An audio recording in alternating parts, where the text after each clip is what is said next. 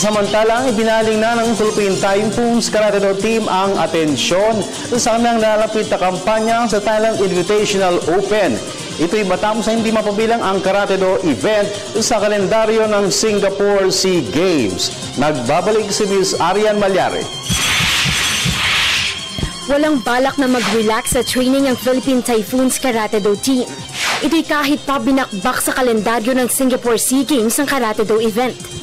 Ayon kay multi-titled karateka May Soriano, ibinaling na nila ang atensyon and Invitational Open sa buwan ng Hulyo, matapos na maunsyami ang dapat sana'y paglahok nila sa SEA Games.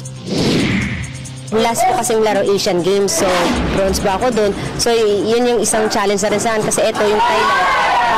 Sabi natin invitational, wala kaming SEA Games, so ito, kailangan i-try kong i-prove na andun pa rin dapat yung galaw ko. Instead, huwag kong isipin porket walang SEA Games, medyo naglaylo na kami, so continuous pa rin. Samantala, tiniyak naman ni Philippine Karate Do Federation Secretary General Raymond Lee na patuloy silang maglalatag ng maayos na programa para mapanatili ang fighting form ng mga national karatekas. Ito yung isa sa mga program namin na wala namin kami SEA Games, napili namin lumaro sa Thailand Open.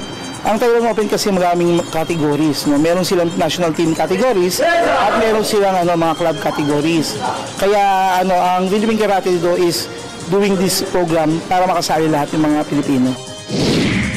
Bukod sa partisipasyon sa Thailand Open, abala rin ang grupo ni Reyes sa pag-iikot sa iba't ibang panig ng para sa asam na makadiskubre ng mga bagong talento na pwedeng mapabilang sa national pool. Para sa PTV Sports, Arian Malyari, Telebisyon ng Bayan.